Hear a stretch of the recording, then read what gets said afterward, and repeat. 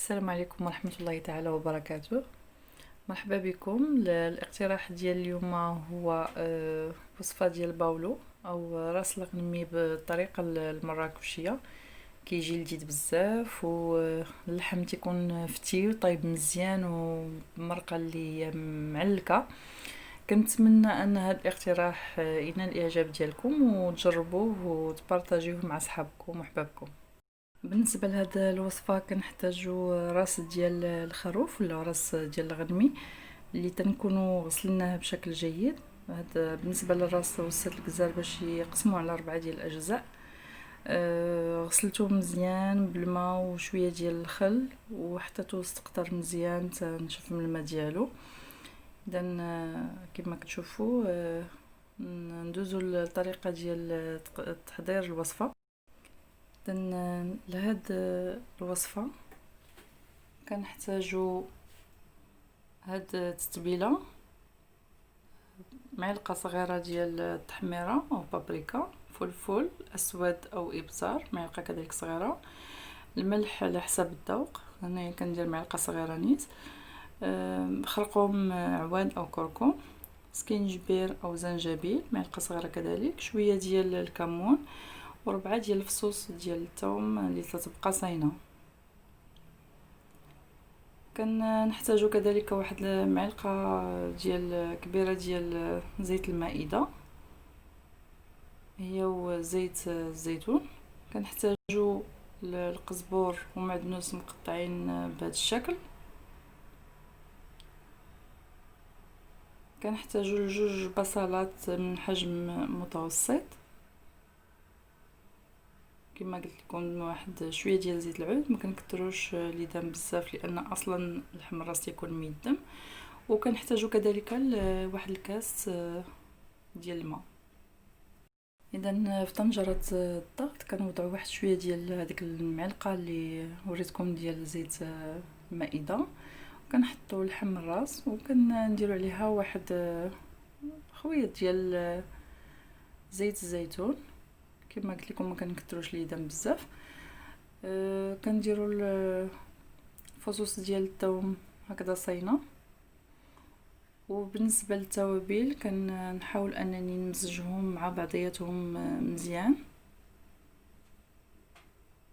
باش ملي نديرهم فوق اللحم يكونوا مفرقين بشكل يعني ممزوج، ما تجيش كل حاجه في بلاصه.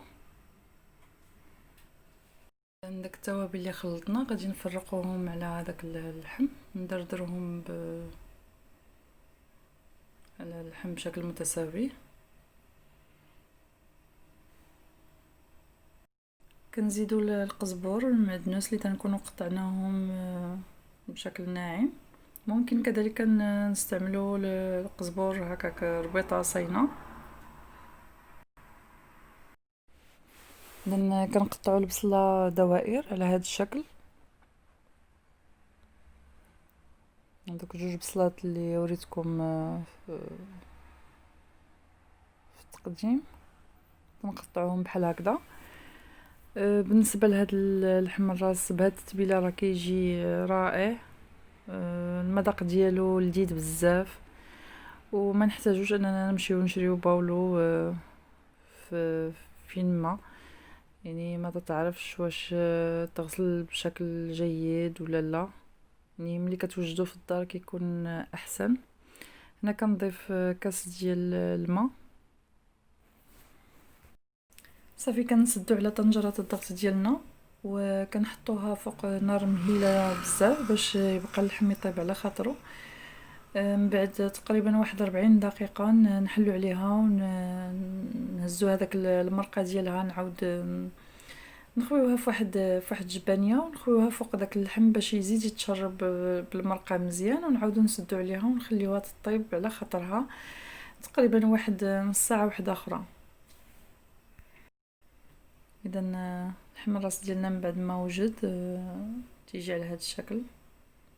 اللحم تيكون فتي بزاف ومشرب هذيك المرقه ولذيذ بواحد الشكل رائع. كنتمنى زعما كل قلبي انكم تجربوه.